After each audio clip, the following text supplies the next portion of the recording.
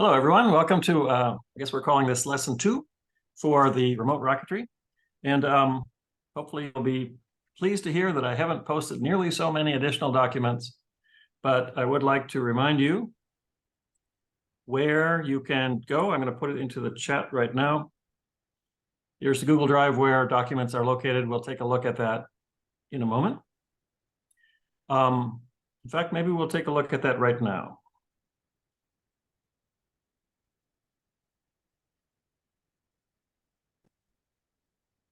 And the reason is, the first thing I want to pull up is the schedule, just to see where we're at.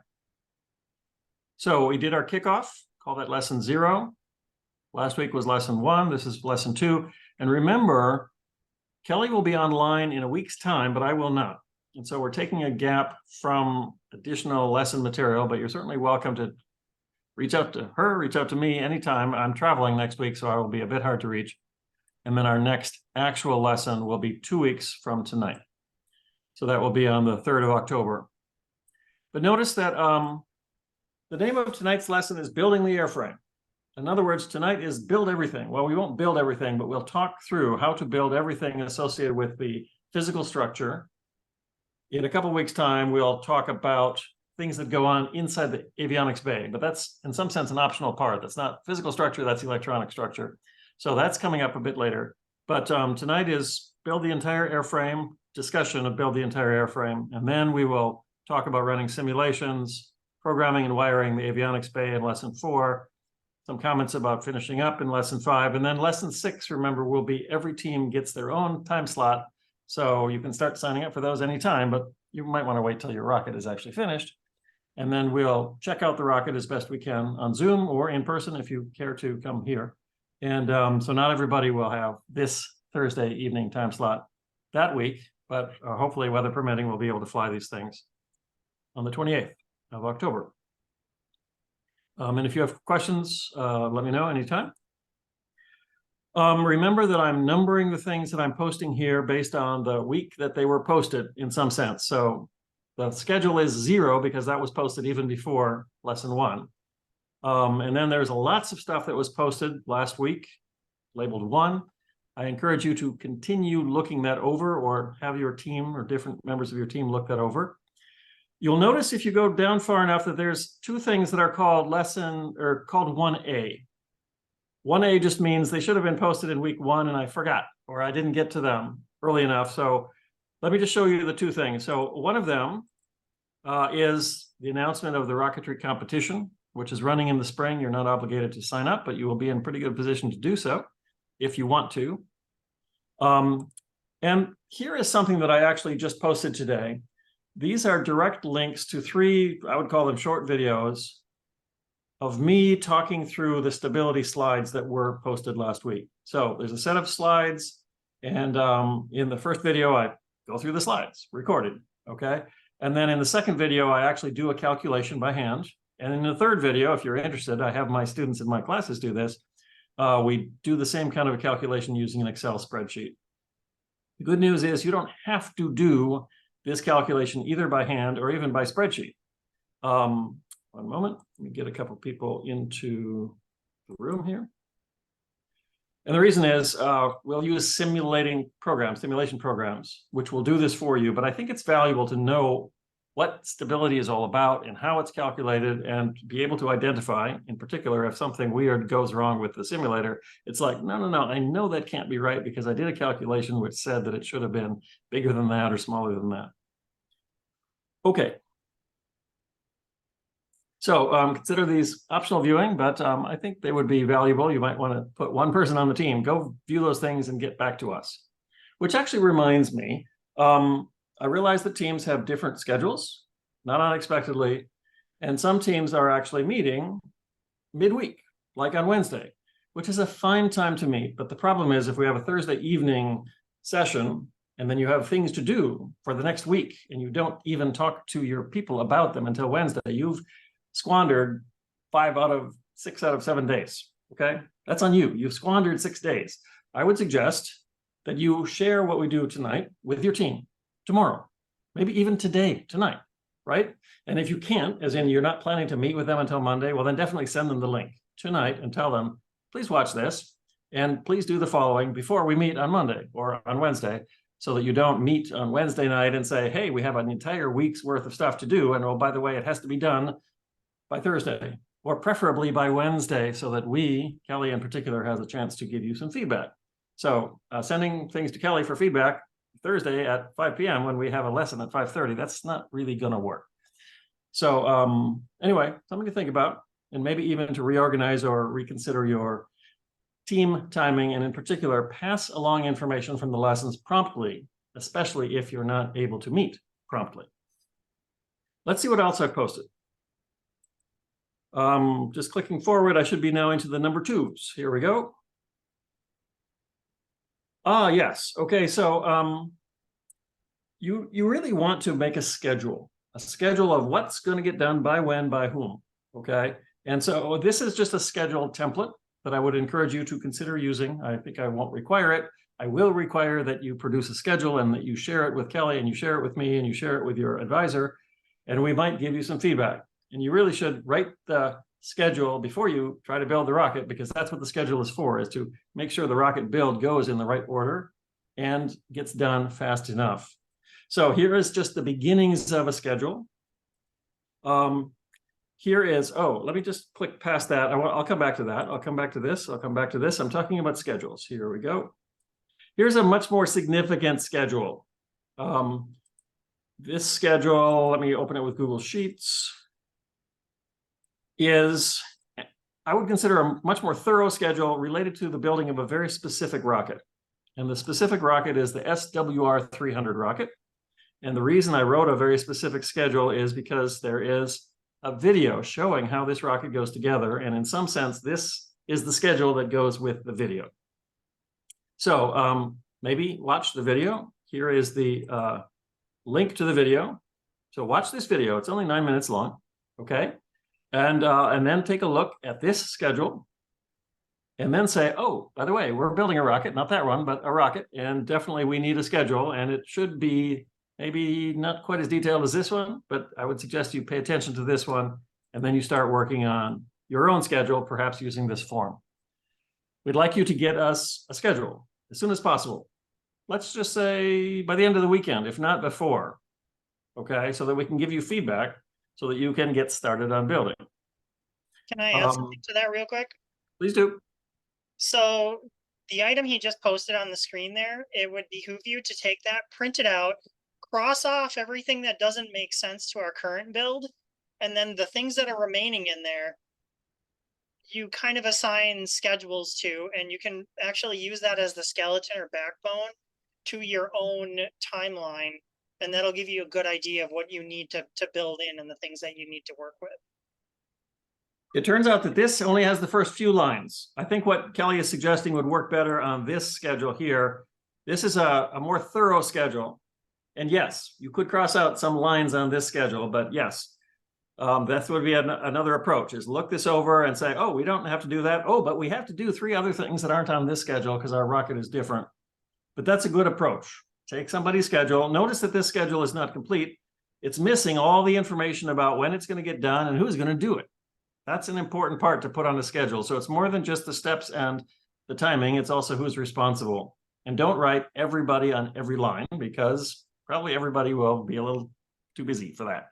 Okay, so, Joe is going to do this, and Susie and, Shireen are going to do something else, and we'll both be finished by Sunday, because that's when Frank needs it to be finished, because his step on Sunday requires those previous steps to be finished. Okay. Now I want to go back to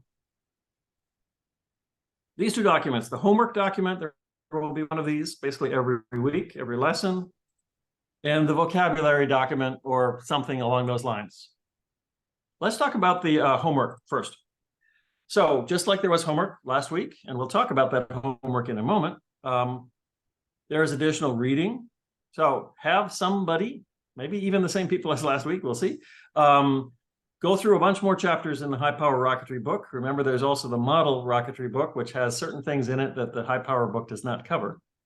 And we'll take a look at the flight readiness template next, but essentially we want you to prepare an oral presentation. We just, oddly enough, won't have you deliver the oral presentation. We'll use that oral presentation slides as reference material when we do have an oral discussion, a safety check at the end of the build. So we'll talk about that in a moment. I'll give you those slides now. They're already posted. And keep those in mind as you proceed through the build, in particular, taking pictures of things that are going to get covered up later as evidence that you did them and did them correctly. So I'm sending out some additional things by mail. So those of you who've sent me your address, which is not everybody, will get a package that looks something like this. Let me see if I can stop sharing. And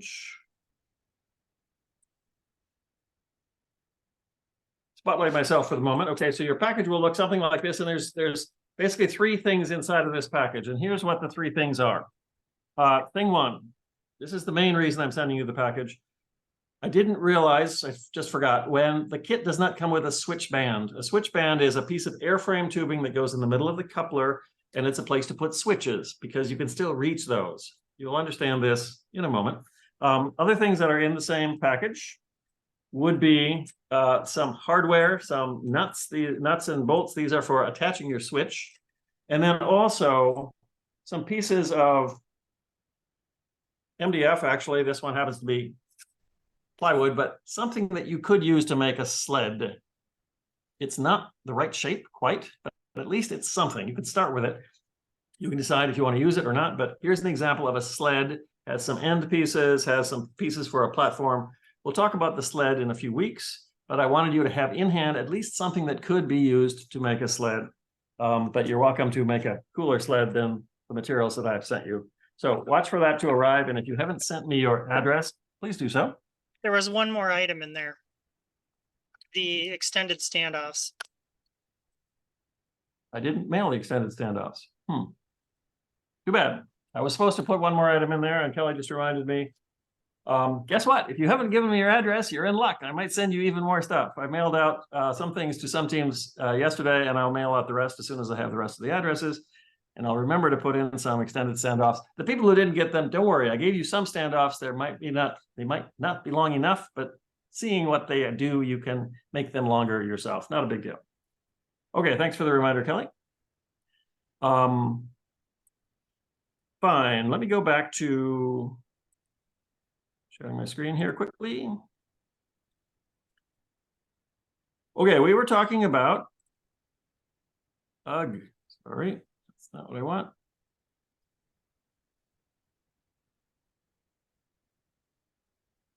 The meeting controls get in my way and I can't see my own screen. We were looking at the homework document. Here we go. Okay, so basically it says add the new parts to your tote once they arrive. On the other hand, there's a bunch of things that you will need that I'm not sending you, like a motor and like a camera, which I will lend to you, and a radio beeper, which I will lend to you. And then the motor itself, we only are allowed to hand those out when we're actually ready to fly. Here are the things to do this week. Just get this out of the way. You need to finish the fin can exercise. We're going to talk about that in a moment, how much you've done so far, but we'd like you to continue with that and get that finished up, doing it better than you did the first time, hopefully. And write a schedule. I already mentioned that. Submit this schedule to us right away. And then once you have seen our feedback, post the schedule and then stick to it. That's, of course, important. And then notice in the subsequent weeks, there will be additional topics, which will have their own homework, but the building will go on throughout. So you don't have to be completely built by the next lesson, but you will get more homework. So you might as well be as complete as you can or get as much done. And then after the next lesson, there'll be more homework and the building will be going on and you'll have to spread the load. That's what the schedule is for. Here's the link to the repository, where I'm at right now. And then Kelly's going to be generating slides showing her building the same rocket, keeping ahead of you. And there's a link to that as well. As far as that link goes, there's nothing in it right now. I'm going to upload the pictures later tonight after we talk, and then you'll get to see that the things that I've been talking about tonight are reflected in the pictures and the slides that will be in that document later tonight. That's great. So essentially, this is an evolving document. I don't expect that Kelly's finished her rocket. That's fine, but she will be building the same rocket and making slides and talking about them in the lessons. And watch those slides and watch them evolve. So you need to go back to those slides on a fairly regular basis. And keep in mind, I'm solo building this rocket. I don't have a team. I'm solo building this rocket. I'm checking all of your work. I'm building these slides off of pictures that I'm taking. So if I'm able to keep up with this stuff, your team should be able to keep up with the work. Note taken. Okay, I just want to point out the flight readiness review. This is posted. Basically, again, this is like you're going to give a presentation about the rocket. We'll just skip the giving the presentation, but preparing the slides will be valuable. So this just sets the stage, including a photo of you and your rocket and all of your team members. And then some introductory material and a diagram showing what the rocket looks like. This can be generated, in fact, by OpenRocket. We'll talk about that at our next lesson. A list of kits, including the things that we gave to you that weren't in the original kit, so call those modifications. And then, of course, this is kind of the biggest part, perhaps. This is the construction timeline and the photos that you took as you built it. So you're working on a schedule. That schedule more or less should go in here. It might evolve even as you work on it. That's fine. And then take pictures. This could be a pretty long section. Instrumentation. We want you to talk about some of the electronics that will be flying. And here are links to where you can read up on the altimeter 2 if you want to, on the AIM USB, on the audio beeper, on the radio beeper. These are all things that will be available and mostly will be flown. Maybe all will be flown. And write some stuff down. The Mobis camera at the end, that's optional. I guess if you choose not to fly a camera, then maybe you don't have to write about it. I would suggest you read about it at least, though. And then we'll be using OpenRocket to not only design and maybe tweak the rocket a little bit, but also to predict what it will do with different wind conditions and maybe even different motors, but we have a specific motor in mind. So these are the projected trajectory predictions from OpenRocket. In particular, how high will it go? How far will it drift? Things like that. So that will become more obvious when we talk about OpenRocket and put it into your report. And then this one actually maybe should be done first. How are you organizing your team? Who's in charge of what? Okay, so make an org chart. An org chart is not a list, a text list. It's actually a drawing, a figure. Okay, so make an org chart. Look up what org charts look like if you don't know what that means. And I would suggest you organize your team right now, and then just say, oh, those people were going to be doing the AvBay, and those people are going to be doing the FinCan, and those people are going to be doing the paint job. So they can probably sit tight for a while. But the FinCan, that's going strong right now, and the AvBay will get started, in a couple of weeks. Or maybe everybody does something right now, and then different people specialize as we go forward. So FRR, I will be asking you to submit this and show it to us at the end of the build. So make sure you write it up as you go along. Okay, final two things from me. Thing one is I want to take a quick look at our vocabulary slide. Much of the vocabulary on this slide is not new. Basically, we've been talking about things like forged eye bolts because they are stronger, and lock nuts because they don't come loose even when things vibrate, and epoxy fillets, much more about that in a moment. So I'll go right on past that one, and masking things, much more about that in a moment. You're using rocket epoxy. It's just one of the epoxies available to us. I gave you JB Weld as well. It's much more expensive, but it's more heat tolerant.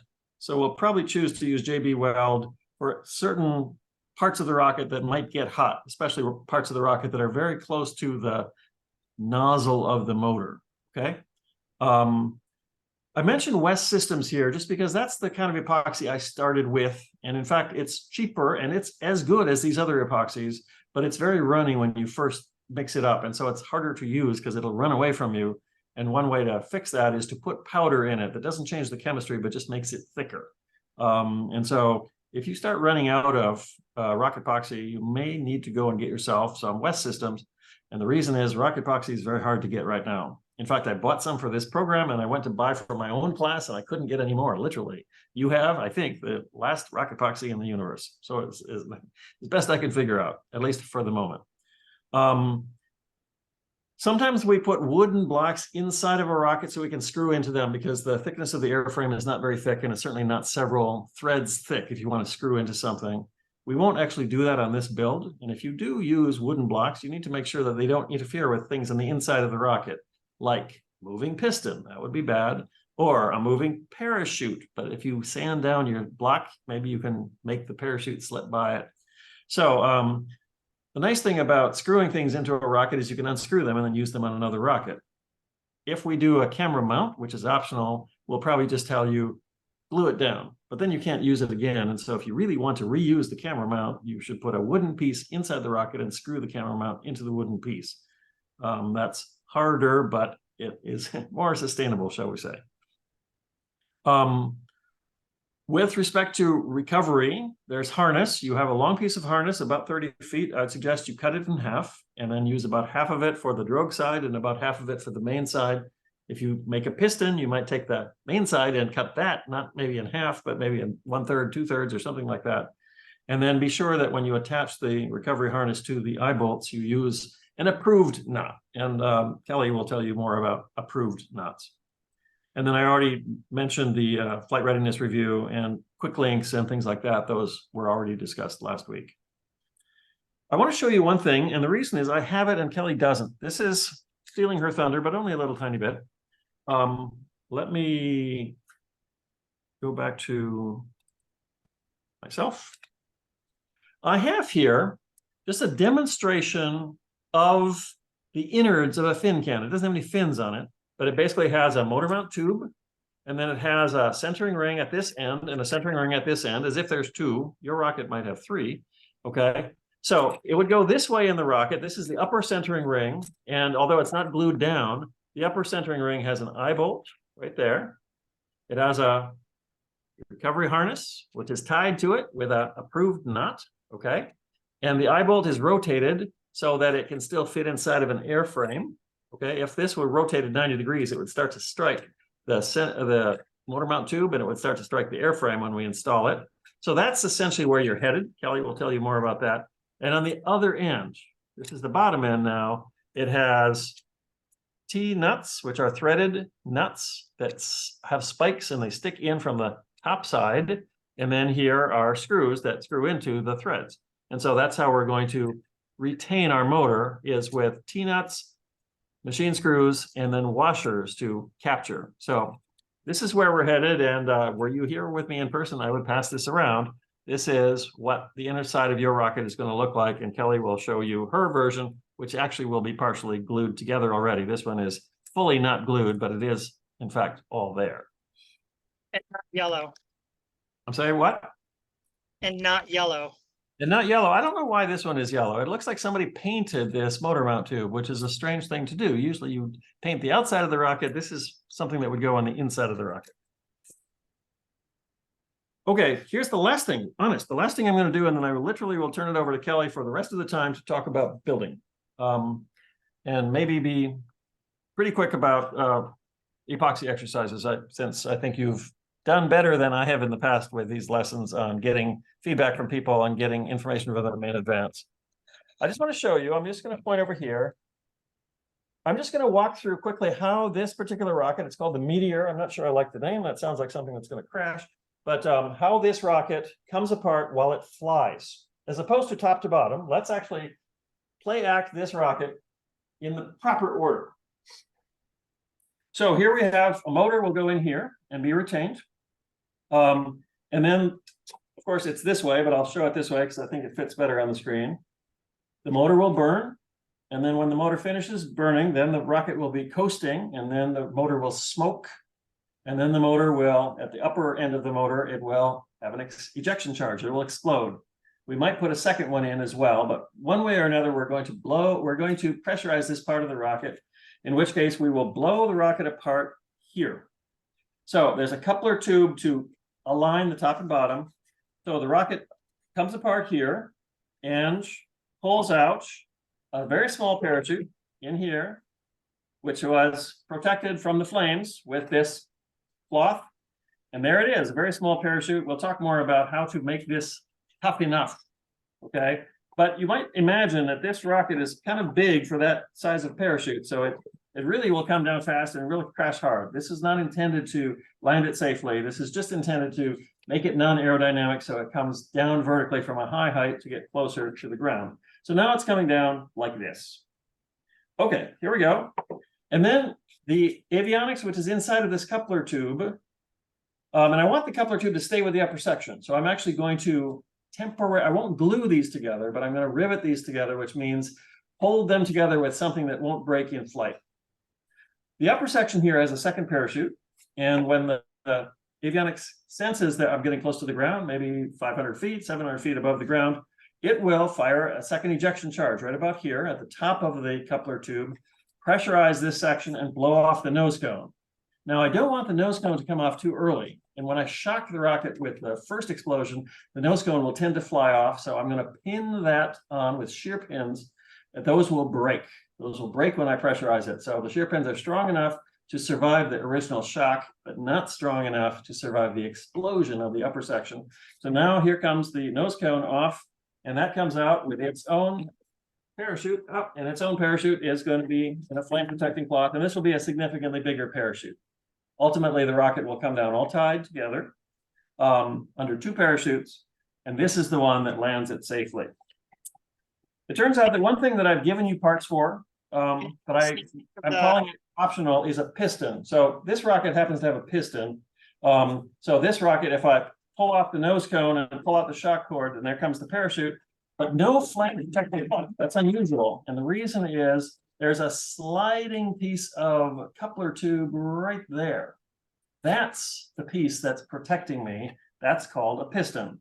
So there's recovery harness above it and recovery harness below it. The below part is called the piston strap. The above part is the recovery harness to the parachute and the nose cone. And you have the parts, if you want to, this is optional, to build yourself a piston for your main parachute instead of covering it with a flame protecting cloth. So I'm giving you some options, and that's one of them, is opt to build a piston. You don't have to, but you will learn more if you do so. Give them a sneak peek of the switch band. Ah, yes, so the switch band. Good, thank you. Here is the upper section, here's the lower section, and I'm going to take this apart because it's not riveted together right now. Here's the coupler tube, and if you look closely, you'll see that the coupler tube has a section of airframe in the middle of it. In other words, a piece of airframe that was just slid over the top and glued in the middle. What that means is that when I put the top down, it only goes this far. When I bring the bottom up, it only goes this far. And this is where I can always touch the coupler tube. Much of the coupler tube is buried and I can't touch it. It's handy to be able to touch it because I want to have some vent holes. And I also want to have a switch so that I can screw close the switch. This is the switch band. Yours is a little wider than that. That's where it's going to go. It's going to go in the middle of your coupler tube to allow you to access the coupler tube, but it does make your rocket as much longer as the switch band is wide. So your rocket will be slightly longer than the kit was originally designed for. So a couple things with that switch band that you need to take note of. The switch band can be as wide as you want it to be, but the areas around the switch band, those shoulders or cuffs, need to be at least as long as one width of your body. So it has to be, the diameter of the body has to be at least one width on either side, because if you make it shorter than that, your rocket's going to start to wobble back and forth. It's kind of going to split in the middle and do this kind of wobble dance as it goes up. It's not stable, and if anybody takes a look at your rocket in a pre-flight, they may very well ground it because it's unsafe. No, that's a very good point. That's the rule of thumb, and some rocketry, a lot of rocketry actually is done with rules of thumb. The rule of thumb is make sure the part that is overlapping for a coupler like this is a coupler is at least one diameter into each section. So this needs to be at least as wide as that. This needs to be at least as wide as that. This switch band is okay. A switch band this wide would be bad because there's only a little bit left. That would be insufficient overlap for this thing to act as an appropriate coupler. A coupler is to align the two pieces, to couple the two pieces together. Okay, that's my little show and tell. And now it's up for you, Kelly. All right. So what we're going to start with is you all showed me your homework. You gave me pictures of what was going on with your individual fin and tube setups. And in general, they all look good. They tend to be a little runny for the first two fins. And that's just how it ends up being. You don't understand that there are like tips and tricks that you can use. So I already have the tips and tricks, and because I've been through this program before, and this is what I'm looking at for my fins. That's going to be a little grainy. You can see that they're clean though. I haven't sanded them or anything. They just exist in that state. If you're wondering what this is, I always cyanoacrylate the inside of my cardboard so that the edge is really nice and hard, so it doesn't fold on me. But you've got the fins there. You've got nice clean lines on there. And the way that you're going to do that is we're going to take a slight detour here. There are two neat ways that you can get straight lines on circles and cylinders, and they're going to be really helpful for you for a lot of this stuff. One of the ways is with a simple piece of angle iron. So you've got your angle iron. If you take a piece like this and you put it against your body tube, there is no way for that line not to be parallel with the axis. It's just impossible because it can't lay anything but flat along the body. So that's a great way to mark where you're going to have certain things like your rail buttons, etc. It's also a great way to mark your lines where you're going to be putting the fins so that they're absolutely vertical. It doesn't necessarily mean that they're not going to be kind of shifted to one way or the other, but it does mean that they're not going to be canted to the side. And that cant to the side can actually lead towards your rocket continuing to spin as it goes up. You're basically creating a small propeller on the back end. So that's one way first to get that done. And then you take your fin, you line it up with your item, and you're just going to tack it on. You'll tack it on with just a little bit of the cyanoacrylate. And once it sits in place, and obviously you've all done this, so you know that it can take a moment for that to kind of kick in. Once you've got that in place and it's looking nice and straight, then you're going to take two pieces of tape and you're going to take them and you're going to place them like this. I know you can't see this right now, but you will in just a moment. Well, while Kelly's doing that, let me point out in that video, the guy uses CA, but he keeps spraying it with something. And I didn't give you the spray accelerator. The spray accelerator makes it set even faster. That's professionals only, shall we say. So CA dries pretty fast, and you can make it dry instantly if you have a special extra chemical, but I did not provide you with any. Okay, so you've got your nice straight lines there. I don't know why there's so much.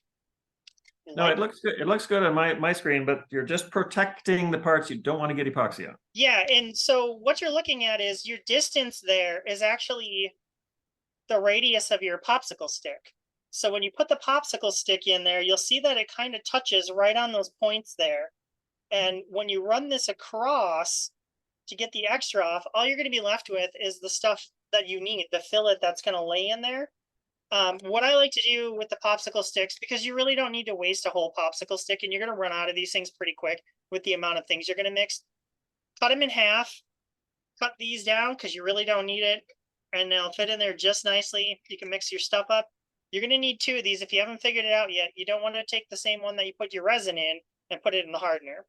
So that's really what you're going to want to do with these is you're going to want to, get your fin nice and straight. If you have a piece of angle iron, that'll work out great. If you don't, then, eyeball it as best you can. Lay those two pieces of tape down. Now, the last part that you probably didn't realize, and this doesn't really matter for these small fins, because it's not a large enough amount where it's going to break surface tension.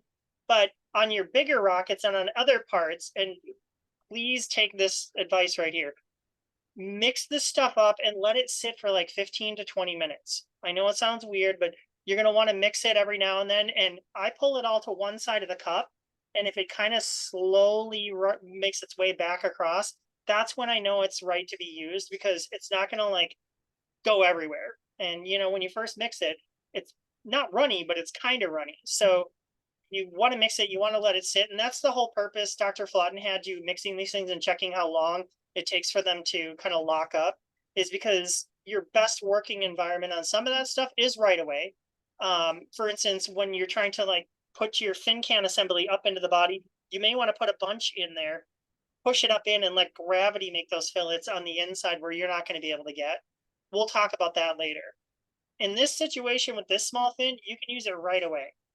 On your bigger fins, on your actual high-powered rocket, I don't recommend that. You'll just find that the whole material, instead of sitting like this, will just kind of go like this, and you'll have these runny fins that will go right over the tape. One of the biggest pieces of advice I can give you, it's going to save you so much time in sanding and everything when it comes to that. Now, the other trick with a straight line, we had our angle iron there, and that will give us a parallel line.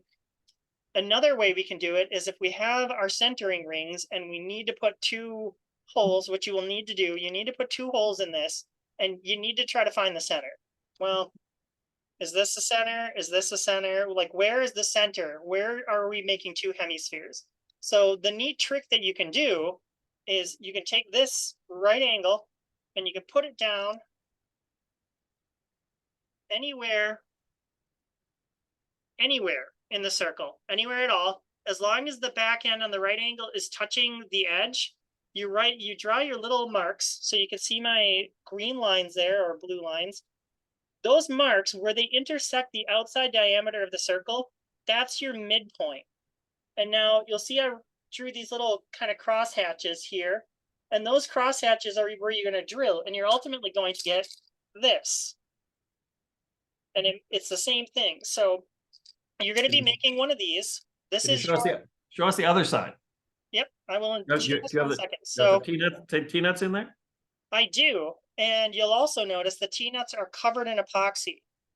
I like to drill my holes for the T-nuts a little bit smaller, kind of force them in there, put a little bit of CA in there, let that dry, and then epoxy it.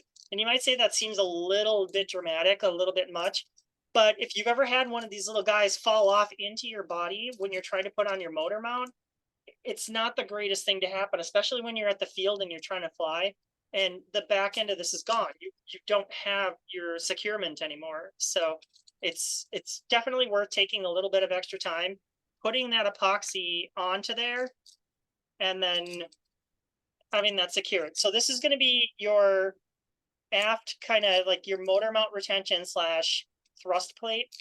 The thing that you're going to do is you're going to take those two T-nuts right on the back after drilling your holes. So you've got this right here, and you're going to drill your holes through there, a little bit smaller than the T-nuts that come in the package. What I then expect you to do is to take a piece of wax paper and kind of make a vertical piece, stick it through that hole. You don't want your threads to get kind of infected with the cyanoacrylate or the epoxy. It's a real beast to get that out of there sometimes. So put that in there, kind of stick out both ends, put your epoxy on, let that dry. Once that's dry, you can pull that out. Don't push it through the material, or don't push the material back through. If it's got epoxy on it, just push it up from the bottom. Don't drag the epoxy through the threads. So you're going to make one of these, and this is going to mount your motor. You can see that the two rings are slightly inside the smaller diameter. And what you don't have is one of these. This is going to be the H255 White Thunder. This is a spent cartridge. It's already been used, but it's got some dimensions that are important. And actually, you're going to want to write this one down because you don't have this and you're going to need it. This right here, the distance right here is 9 millimeters. The reason that's important is because wherever your tube is, and I'm giving you a sneak peek of your, so wherever you have the end here, this is going to stick up just slightly. Oh, let me get that out of there real quick.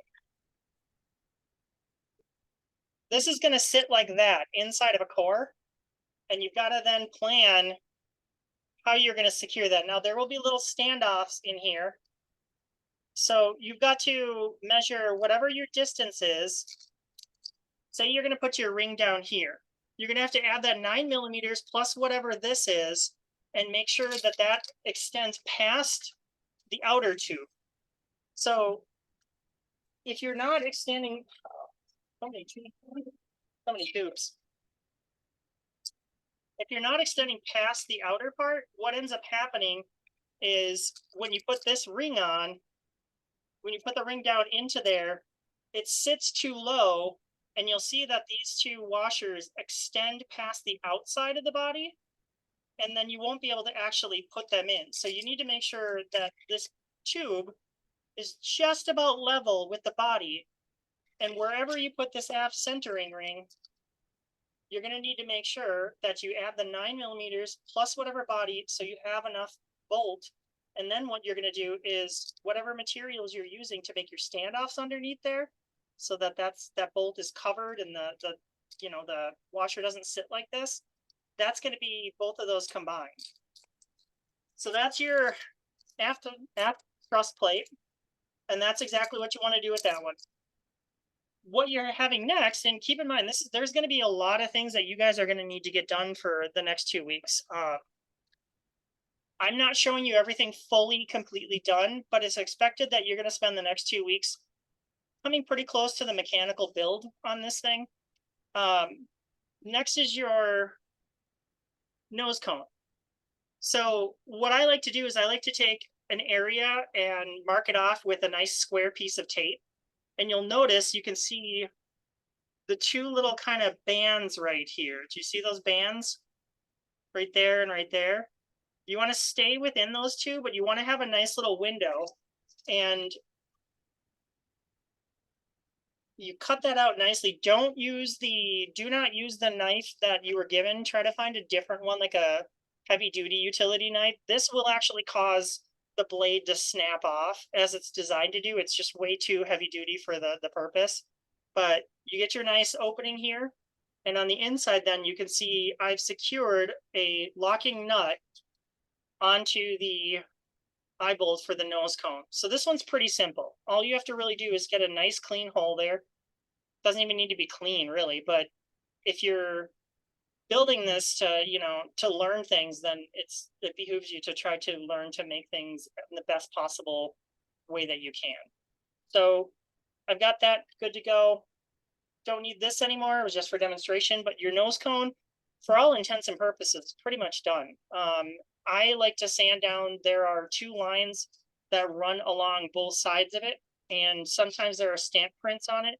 I like to sand those out before I actually paint the rocket, just to add kind of a level of professionalism to it. So so far we've got the aft centering, or the aft centering ring, the thrust plate. We have the nose cone. We've got the other 2 fins that I'm going to expect from you guys before the next Zoom session, along with these build parts, using the techniques that we showed you. One other thing having to do with prep, or actually 2 things. Take all of your rings. You can see, well, I guess you can't really see, all your fins, all of your rings, and you're going to get rid of that carbon on there. The carbon is a really bad surface for you to try to adhere stuff to. Don't take off a lot of material, or these things are going to bounce around on the inside of that tube. But you're going to want to clean off all of that carbon. I left a little bit to kind of give you an idea of exactly how much is on there, but it's not a thick layer. It just really gets in the way of everything. So you also want to do that with your fins. You want to get both sides of these. It's a notable difference. The coefficient of drag changes quite a lot when you've got a sanded fin. It also changes even more dramatically when you bevel that leading edge. So if you put there are many different types of bevels. Some just, will take one edge and go all the way over to the other. Some will have kind of a pitched roof or rounded. But if you take that front edge and you bevel it, then you'll get a lot more performance out of it too. Jumping to the other fin, you're going to find that you need to do this to your fins. And this is a particular build method. So we have kind of a diverging build method here. You can either take that, the leftover centering ring, and you can just take that, butt these up against it inside the airframe, or you can make it a little bit better, and you can notch out the ends of each of them. And this notch, and I've already built it into the motor tube, but this notched part, then you'll take the fin and it will just sit directly into those. So that keeps it much more aligned. You can see that it's really quite straight. I mean, not perfectly straight, but I gotta tilt it back my way. But it's actually a lot better than just hoping that you kind of align something by hand. Granted, you're going to be going through the holes in the outer body tube, but it's still better to have more than less when it comes to being able to align these things. Now, that being said, there are actually two different build techniques for the motor tube. We're going to use this particular one, or at least I am. You guys can use any method to get this in there, but I recommend this one because this one's going to be giving you the most securement around your motor tube, the most securement of the fins, and the alignment is going to be the best. However, a lot of people will take this particular plate and just have it as a plate. They won't have slots in it. So then you just take the fin, you put it up against it, you put another one on the back end, and you have some sort of jig where you can actually build all three of these fins directly onto this motor tube without the outer body tube. So what you do then is you take the outer body tube and you put a small slice in here on each one of these. You open all three of them up and you just slip the whole thing right inside of here. That requires you to be very, very accurate. It requires you to have very straight fins because then you have to force your way directly into these slots for the entire length of the fin. So if you're going to do something like that, you need to make sure that you have a really clean build technique on that. What we're going to do, or at least one, like I said, I'm going to do, is this. I put so you're looking at it in this perspective. Let me get this back here a little bit. So you're looking at it in this perspective. This is the top of the rocket and this is the bottom. And you'll notice that this guy is not glued on here yet. And it's not going to be glued on until everything else in the fin can assembly is completely done. So looking at the top part here, we've got that approved knot. And one thing, or actually two things that I do to make this knot a little more secure, in my personal opinion, it's kind of there's a lot of different words for it. The fisherman's knot, the hangman's knot, a bunch of different things. Essentially, all it is you take about a 6-inch length of this. As it's looped up and around, you bring it around the thing a number of times, bring it back down, inside and then out of the last loop. Now, that is good enough, but I like to then bring it inside all the other ones and up and cinch that all down.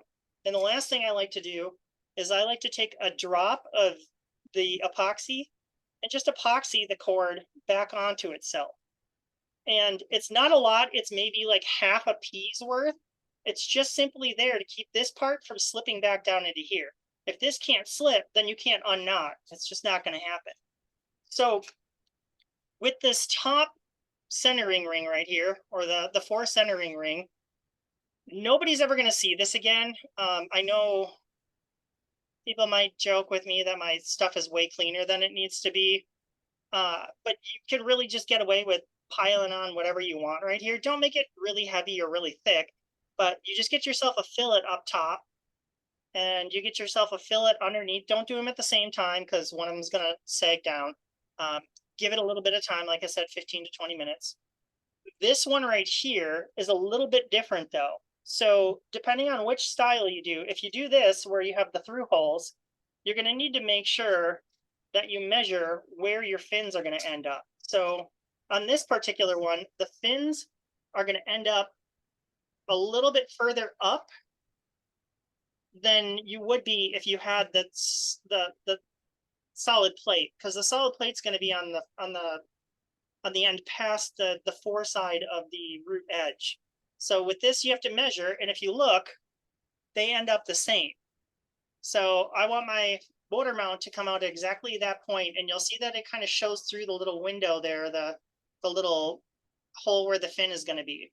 So you're going to have to measure that out. You're going to need to make sure that your fin, once you put it in, and I'll give you kind of an idea here of what's.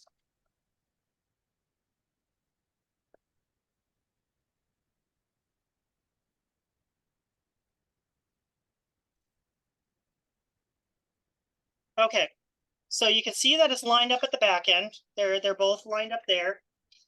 And you can see that the fin is lined up here. Give me a second.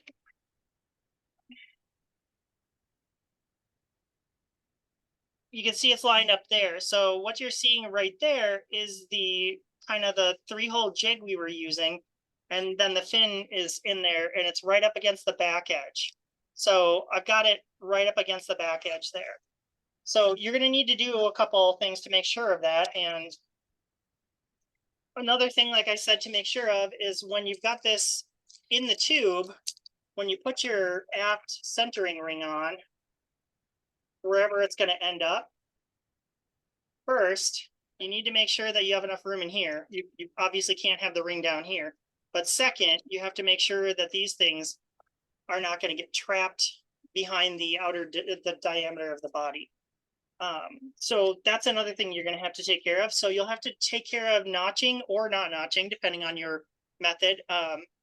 When you're sending that to me, I would like an explanation as to the choice that you decided on how you were going to assemble your fin can assembly and why you chose that one. You know, it's an important choice, and I want you to also include the steps you took to make sure that you are going to have perfectly aligned fins, or as perfectly as can be made with, you know, the minimum amount of resources available. So I have a quick question for you, Kelly, and that is, you just said when you send that to me, what exactly are you hoping, or will you write down what you are expecting people to send to you?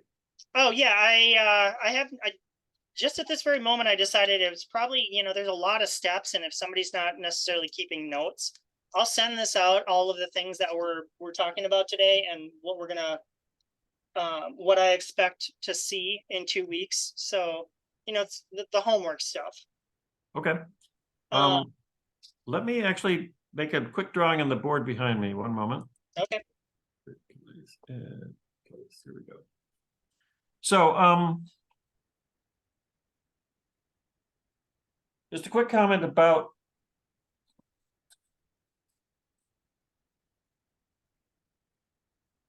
gluing. If you have surface mount, that's what your practice was. You put epoxy or glue underneath that. That's called a butt joint. It's not that strong, but then you can essentially fill in here and here with a fillet, and that makes it stronger. What we're going to actually do in this rocket is we're going to put the fins through a slot all the way into the motor mount tube. And when you do that, you have the option of making fillets here and here and here and here. In other words, you can essentially have 6 fillets where it used to be just 2. So this is much stronger, but you have to be very thoughtful of the order in which you do things to make sure you can still reach those parts. So Kelly just mentioned not to glue on the aft centering ring. And the reason you don't glue on the aft centering ring, the very bottom centering ring, is because you need to take that back off again and reach in and apply the glue for those 4 fillets after you have put it through the slot. Okay, this is the version where you put it through the slot and you glue it in place, not the version where you cut the slots out, you destroy the slots and slide it in and out, in which case you could do more of these things in advance.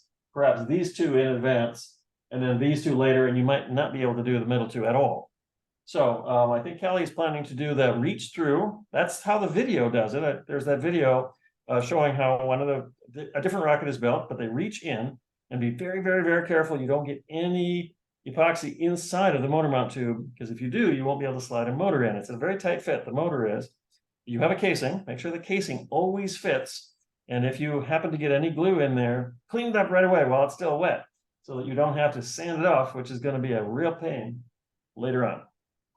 One more comment, and that is, I drew this at a funny angle, in part because this is a good way to let your rocket dry horizontally, and you do this fillet here, this one, and gravity will hold it in the crease. And in fact, you can do this fillet as well, and gravity will hold both of them in the crease. So my recommendation, 2 fillets at a time, but oddly enough, they're adjacent fillets, not on either side of one fin, but adjacent on 2 different fins. And then when they're dry, you can rotate it and then do 2 more, and then rotate it and do 2 more, 2 at a time, but not across from each other on the same fin. So the last item that I have, actually, I am going to grab the. Well, one question for you, Kelly. You just talked through a nut very neatly. Are you going to give us good pictures or diagrams of that nut in your instructions? Just say yes. Just say yes. Okay. Just Yes. say, no, I keep pointing out the Miranda instructions. They actually show that knot. A really nice figure. I'd encourage you to put that figure right into your instructions. Okay. Yeah. I mean, like I can take there. I don't have any myself. I was like, oh, I guess I can make photo steps. It's important. Just get a good figure of some sort of the knot that you approve. Okay. Last thing, and this is completely optional.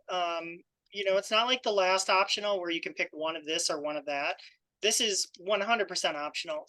That being said, you're here to learn to do some neat things and to try out some stuff. And this is really one of those try it out sort of things.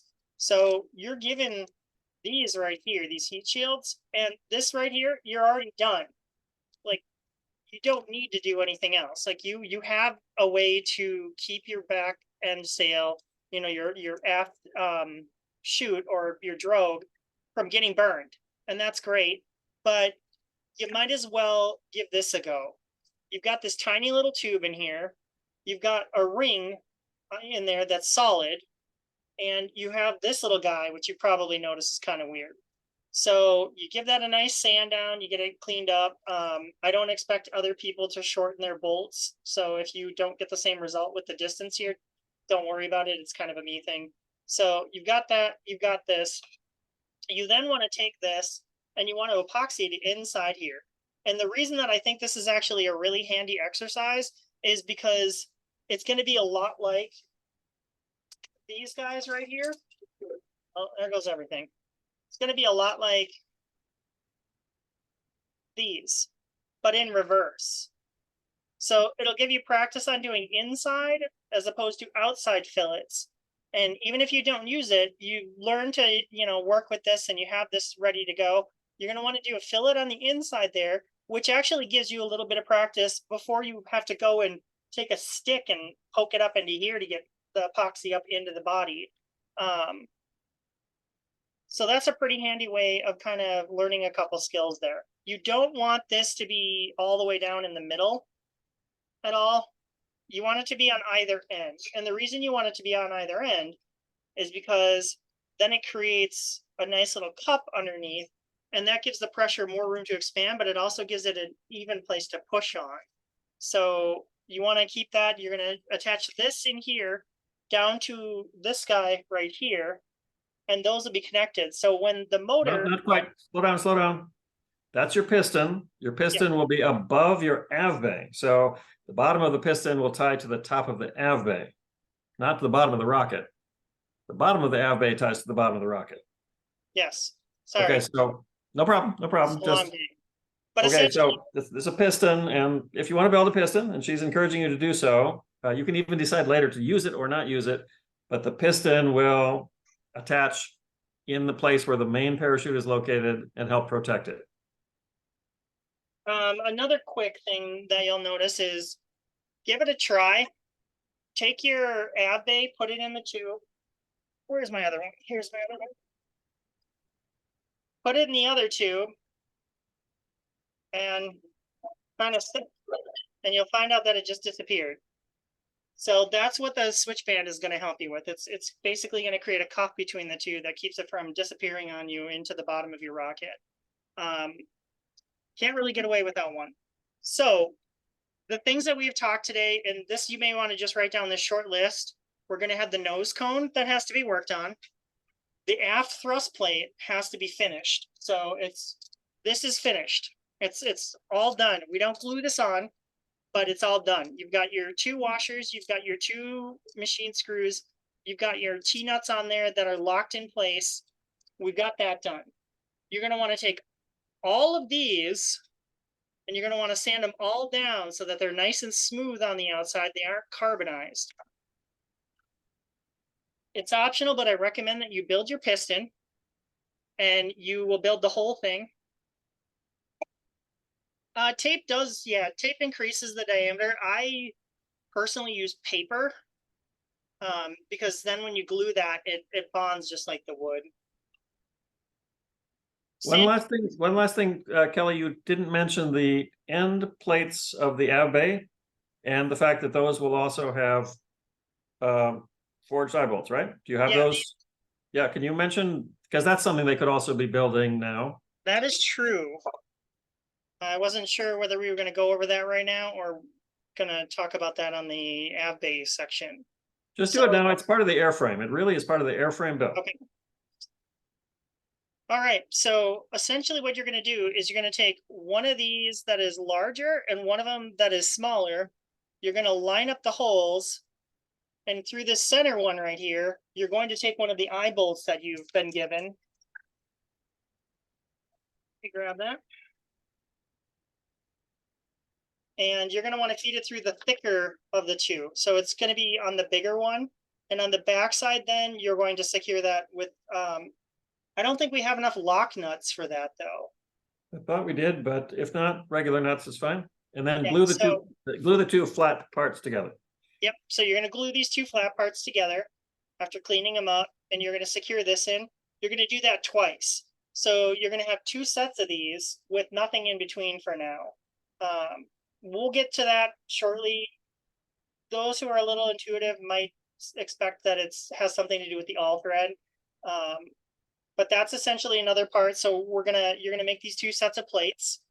You're gonna sand on the fins, and you're going to, almost most importantly, is you're gonna get this good to go. So anything having to do with this has to be done. You have to be done with the aft thrust plate. You have to be done with whatever version of this you're using. You have to be done with this upper or the fore centering ring, along with the eye bolt and the knot that you're going to use that does not come out, because you're never going to see the light of day on this little guy again. It's going to be down at the bottom of the tube, and you will not be able to tie another knot. So it has to be secured, has to be secured, has to be secured. You're going to fill it on the insides and outsides of both of these. If you use this method, you really need to keep nice clean windows for your fins to come through. This does not get secured. You're just going to have this. You're going to have this. You need to make sure that you slot your fins if you're using that. Ignore this. There was a giant knot in my wood. You're going to have to slot all of these so that they fit in. Or if you're doing the other method, you don't need to slot anything. It's optional to bevel everything. So fin can assembly is a majority of the work that you're going to be doing. One more thing that you haven't mentioned, and that is we did give them a fin guide made out of cardboard, right? Yep. So that can be I'm used. trying to hurry. No, that's fine. That can be used to hold the fins exactly radial, especially if you decide not to use that notched centering ring. The notched centering ring or the fin guide, those are two ways to hold the fins radial when it comes time to glue the fins down. So that's going to fit something like that. The reason that these are here, the giant holes, is because that's where your epoxy is going to go. It doesn't want to lock that down to your body. So you're going to slide this to right about here. You're going to insert your fin, and then you're going to slide that back over until the fin sits in it. That can actually be used for either method, honestly. It doesn't help so much if you're building the fin can assembly outside of the body, but it really helps on our particular need. And remember, you can just like tack them in place a little bit with CA at first. You'll find that CA doesn't like glue tube very much. It'll set, it just takes a little bit longer. Cut your shock cord in half. So you're going to want 15 feet attached to this guy right here. And you're just going to want to hang on to the other 15 feet for the time being. Other than that, did I miss any recap? Oh, one other thing that's kind of fun. You're going to, I mean, you're not going to, but you can paint these if you want to. And I already have my color scheme set up. I already know exactly that I'm going to paint it like Tintin's moon rocket. So if you want to come up with something neat, something, unique, that's a good way to do it on these. So if you want to come up with something like that, draw something up. I would love to see your drawings of what you want to do as a concept. Yeah, I'm available through email, and you can just ask me your questions. Keep in mind, I'm a full-time student also, so sometimes it might be a little bit later for me to get back to you, but I will always answer questions. So thank you, Kelly. Again, the intention here was to talk through essentially the entire build of the airframe. but then to actually do it over the course of several weeks. So don't panic if you don't get it all done in the first week or even in the second week. In fact, don't get ahead of Kelly. She's going to be building hers, and watch her as she builds it, and then do likewise.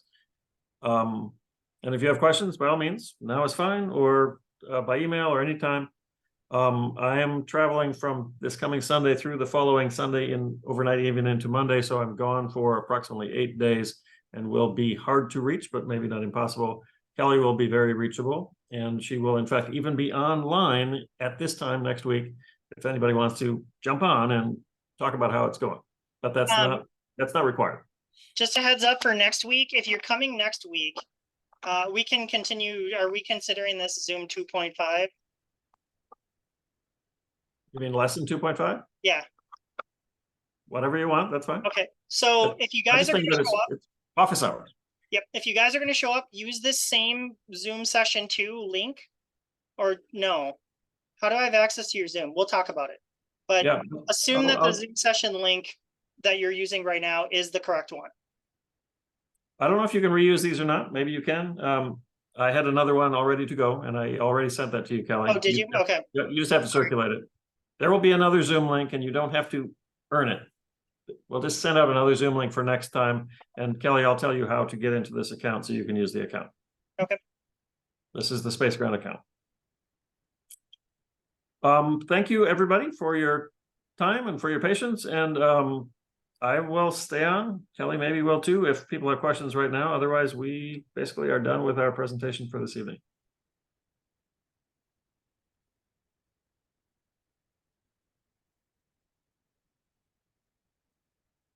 And I think I'm still missing Inver Hills, maybe, as in who do send the extra materials to? Oh, Joan did send an email. She did? Okay, I haven't seen it yet. And I think I'm missing Duluth.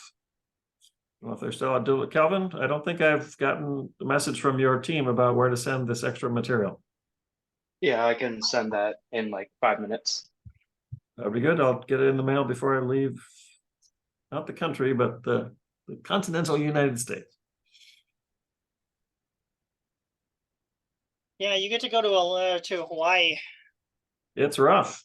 It is rough. I mean, you could have been going up to a sounding rocket in Alaska. That would be fun too. Any comments or questions, Steve? I see you're sticking around. Do you have questions or? Well, just one. I was curious whether you want us to build the 2-screw, washer motor retention, or be lazy and buy like an Aero Pack retainer or something. If you think you can get it done in a week. Oh, no, it's a fair question. Basically, I talk about this as the $40 versus the 40-cent motor retention. You're welcome to use cooler and much more expensive motor retention as long as it's your money and not mine. But Kelly's got a good point. I don't know if those are available, and I don't know if they're available quickly, and you do need that pretty quickly. And you do need to plan, because there is a very specific amount that the motor mount tube has to stick out if you're going to use that. And you definitely need to use right. That's why I was asking. High temperature epoxy if you're going to do that. Right. But no, if you want to do that, and hey, people might benefit from you doing that, because then when we get together to fly, they could see another way to do motor retention that's not so cheap, but is cooler generally. If I'm lucky, I have some in a closet somewhere, but I may not. If you have them around, by all means, you can use them. I don't mind. I like them. I actually have this. Let me see if I can find it over here. So I've got this neat.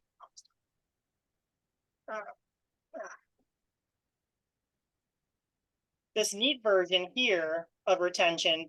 This is actually a 5438. So what I can do is I can make it a 54, or I can take this little guy right here, put it in, and make it a 38. And all it requires is just that little insert and a cap. So it's kind of handy where it can do whatever I need it to do very quickly and very easily. Sure. So adapting to different motor sizes is a lesson we didn't include in this particular variant of the remote lessons, but yeah, that's worth knowing about. Anybody else? Last call for questions. Otherwise, I'll stop this recording.